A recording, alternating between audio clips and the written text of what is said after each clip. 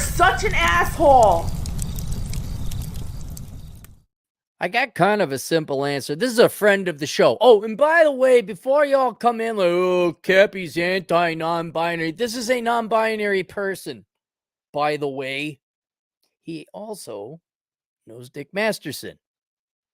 And we have I forgot, you and I got something in common. We both attended the University of Minnesota at that same crappy 70s architecture campus. I apologize, man, that you had to go there too. Anyway, simple question. I'm going to probably do a little bit of a spin on the answer. Hey, Cappy, I'll keep this short. I opted to use the original email chain. If you need context, I'd like to hire your services again. Please keep me anonymous. I would prefer a video response, which you can post. My question, should I go Galt and check out of society? To be honest, I'm tired of participating in a society that offers me nothing between taxes, inflation, social instability, open contempt for half the country, and the ongoing drumbeat of the political class of how I need to make more sacrifices despite going through 2008, the Obama economy, 2 years of lockdown, runaway inflation, and soon to be global recession. Well, we already were. Like the Trump economy was good, no doubt about that. Was it great? You all think that was a great economy. Like, you weren't around for Reagan. I'll show you a real economy. And then there was the disease, and so that forced a recession. We're not even recovered from that. And we're like, can we come back up for it? Like, no, just shove you right back down. Let's go F with Russia a little bit. We're bored. Yeah, I know. Let's mess with the second largest nuclear power. Maybe they're even the first largest. I don't know. They got more nukes than us. Doesn't matter.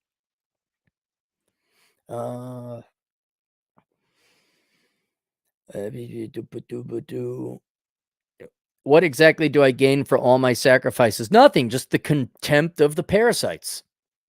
The contempt and envy and hatred of the parasites. That's it. You ever see rich people spoil their children? You know who those children hate the most? Their parents. You know, you can't go the other extreme and beat your children. Your kids will probably hate you, probably even more so. But spoiling children or spoiling welfare class recipients does not make them grateful. Didn't you see Minneapolis? They just burn it down. And you know what? You could double the amount of welfare everyone gets. It won't change. It won't change. The standard of living has markedly gone backwards from a generation ago, along with the effing life expectancy. Has that gone down? I haven't seen that, but I don't do any research anymore. And perhaps like mutually assured destruction, the only winning move is not to play. As for myself, I have no debt, have all the toys I want, and will cross a significant cash position by the end of the year. Is it better to buy half a dozen acres somewhere remote and slowly build up my homestead? Or should I continue on the path we discussed before on advancing my skills to higher paying work? Painting the walls with the inside of my skull is off the table. So how do I navigate the S-hole system we inherited from the boomers where I don't lose my mind? Pun intended. All right, here's the deal.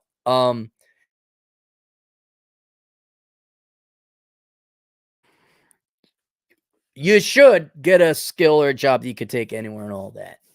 That being said, I know you and you don't have any kids or families. One of the great things about being a minimalist, not having family, not having kids, not having dependents, just not screwing up your life. Take a break, man. Yeah, do it. Because there's no wrong time to go figure out where you should live. And whether you decide to go find your what did Henry David Thoreau call it? Was it Walden? Or was that a horrible book our communist teachers made us read in college? Oh, it's like Walden 2. It's just like, oh, I should look that up and find out who the author was of that and if they ever amounted to anything in life. It was a horrible book.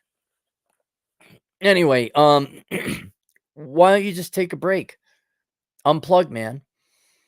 Go find out where you want to live. Go buy your acreage. Start building the house. Drill a well. Go off grid. You know, so it can go off grid. It doesn't have to be huge. Doesn't have to be big. It just has to be enough for you to survive. This is just you. You could do bachelor hut. You could do the bachelor hut.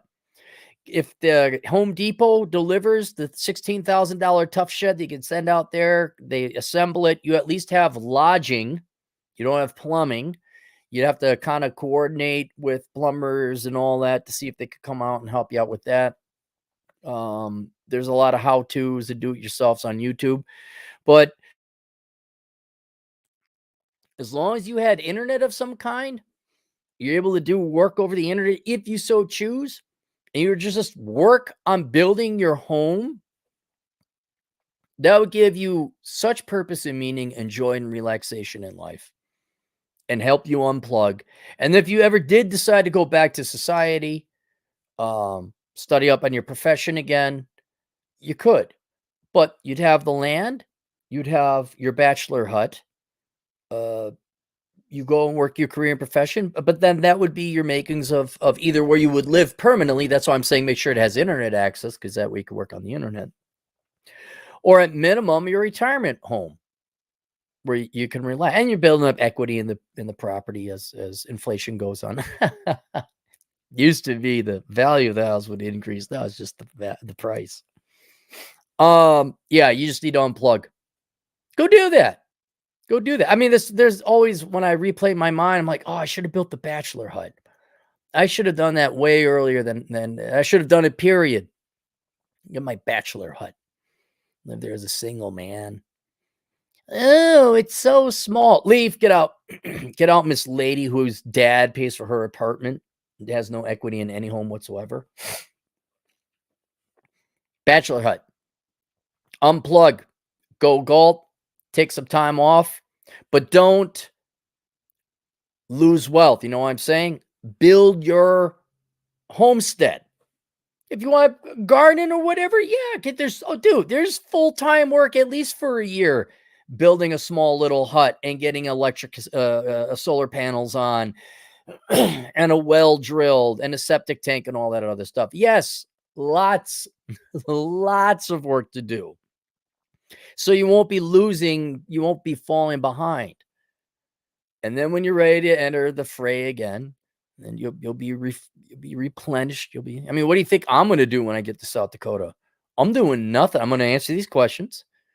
I might do some podcasts, but I'm not writing another book. I'm not doing another seminar. I'm saving up my energy to be traveling overseas, over in Asia. But yeah, I'm doing the same thing. I'm kind of unplugging a little bit. I'm going to make enough to get by, but I'm done. Do have to do some landscaping. Got to do a little bit of landscaping. There you go.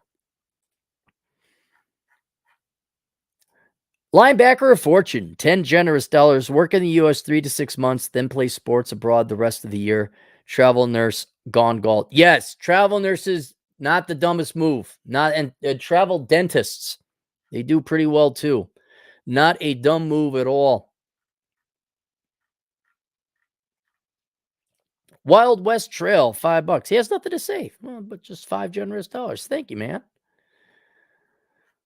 And that's it. All right, there you go. Questions, answers. AOLconsulting.com. See you guys later. Toodles.